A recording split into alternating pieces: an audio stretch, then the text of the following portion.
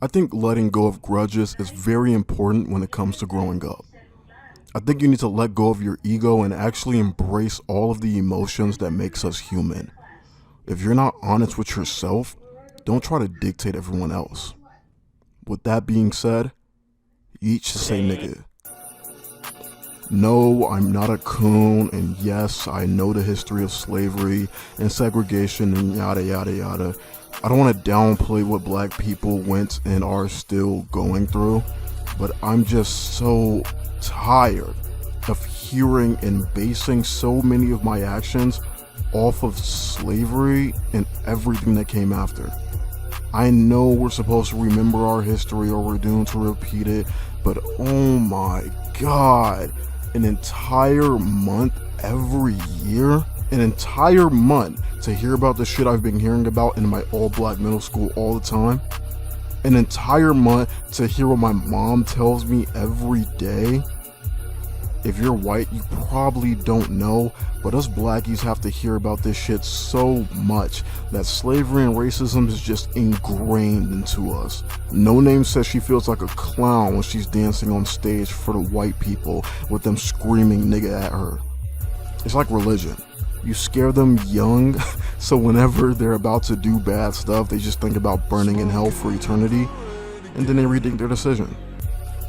White people just exist, and black people either subconsciously hate them or are afraid of them, because it's just ingrained into us.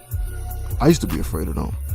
Then I became the token black kid in my metropolitan high school, and in that time, I realized that we were like aliens to these people.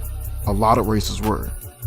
But just from my experience, people would look at me and look at my purple dreads, then go to social media and look at all the rappers with color hair and think I'm cool. I'm 16, I'm lonely, don't have no friends at school. I always look angry and talk deep so they think I'm cool. So for that to happen and for them to not be scared or have those preconceived notions that I was taught shows me that in 2022, white people just wants to see what we on. Because they don't. And it's not their fault. We always tell them to stay out of black folks' business. They don't have to come to the hood to get to know us. Justin Bieber in the hood, cuz. White boy. Seen that shit. I'm a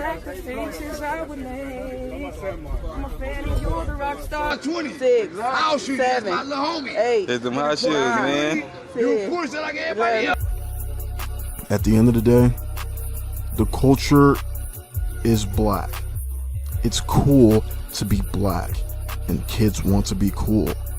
And saying nigga is just a part of that.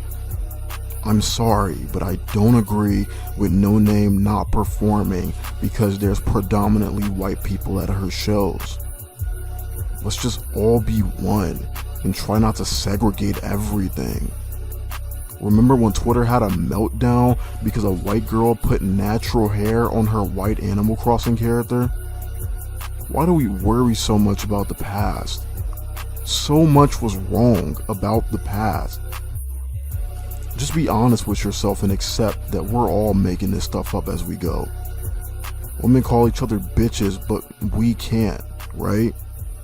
But gay guys can call them bitches because they're in that culture. They have women friends, they're in that shit. So if yeet hangs around us, just say it, you fucking fat.